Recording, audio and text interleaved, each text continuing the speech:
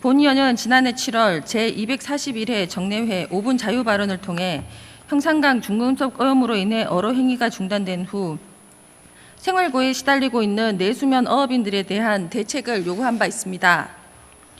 8개월이 지난 지금 내수면 어업인들의 생계는 여전히 해결되지 않은 상태입니다. 생계대책 수립의 요인을 형산강 중금속 오염으로만 미루고 있기 때문입니다. 포항시는 지난 2016년 5월 수상레저사업장 및 선박 운항 목적의 하천 조명 허가 신청과 관련하여 행정소송법 제30조 취소 판결 등의 기속력 제2항에 의거 하천 조명 허가 신청이 지속되는 상태에 있던 한국수상레저안전연합회 경상북도 지부에 하천 조명 허가 신청서를 제출하라는 공문을 발송했습니다. 그리고 같은 해 8월에는 수상 레저 사업에 따른 상류부 이해관계인의 동의서가 필요하다는 보완 서류까지 요청했습니다. 기득 하천 사용자가 그 허가로 손실을 받게 됨이 명백한 경우에는 해당 신청인으로 하여금 기득 하천 사용자의 동의를 얻고 있도록 하고 있는 하천법 제34조 및 같은 법 시행령 제39조 규정에 의거한 것이었습니다. 당시 신청인이 내수면 어업인들의 동의를 전부 얻어내지 못하자 포항시에서는 같은 해 9월 13일 조정면허 시험장 하천 점령 허가 신청서 일체를 반려했습니다. 이 조치로 인해 민간단체에서 추진하던 조정면허 시험장까지 중단되었습니다. 그런데 같은 시기에 공교롭게 포항시도 형산강 프로젝트 사업의 일환인 수상 레저타운을 추진하고 있었습니다. 이 계획 속에는 조정면허 시험장 유치도 포함되어 있었는데 민원 서류가 반려된 직후인 9월 28일 조정면허 시험장과 실기 시험장 설치를 목적으로 포항시가 하천 점령을 하였습니다. 문제는 여기에 있습니다. 포항시가 하천 점령 허가를 하면서 어민들의 동의를 받지 않았다는 것입니다. 민간에게는 하천법 제34조와 같은 법 시행령 제39조에 의하여 동의서를 요구한 포항시가 민간단체와 같은 사업으로 하천 점령을 하면서 어민들에게는 단 한마디의 상의도 없이 시 스스로 허가를 냈습니다. 일명 셀프 허가입니다.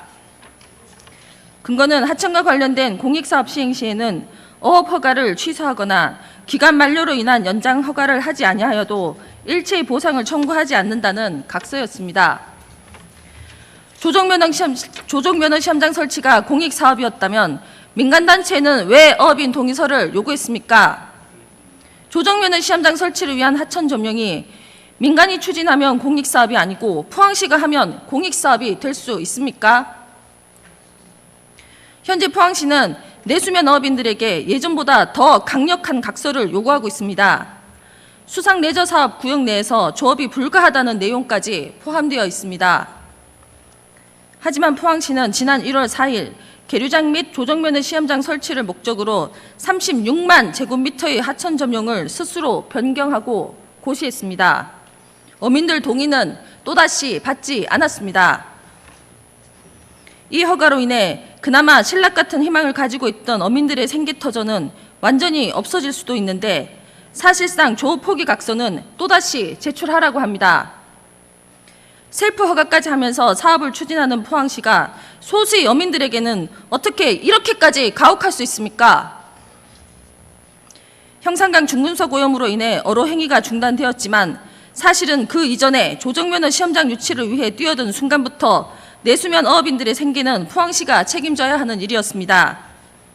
민간이든 포항시든 정해진 법에 따라 이를 추진하는 것이 당연합니다. 하천법 제34조와 같은 법 시행령 제39조에 의하여 포항시는 지금이라도 내수면 어업인들의 동의를 구하고 이들의 생계 문제를 책임져야 합니다. 지방자치법에서도 지방자치단체는 그 사무를 처리할 때 주민들의 편의와 복리 증진을 위하여 노력하여야 한다고 규정하고 있습니다. 행정이 자의나 편의에 따른 판단을 한다면 원칙이 무너질 수밖에 없고 원칙이 무너진 행정은 신뢰를 잃어버릴 수밖에 없습니다. 시장님, 사람이 먼저입니다. 포항시의 현명한 판단을 요구하며 이상 발언을 마치겠습니다. 경청해 주셔서 감사합니다.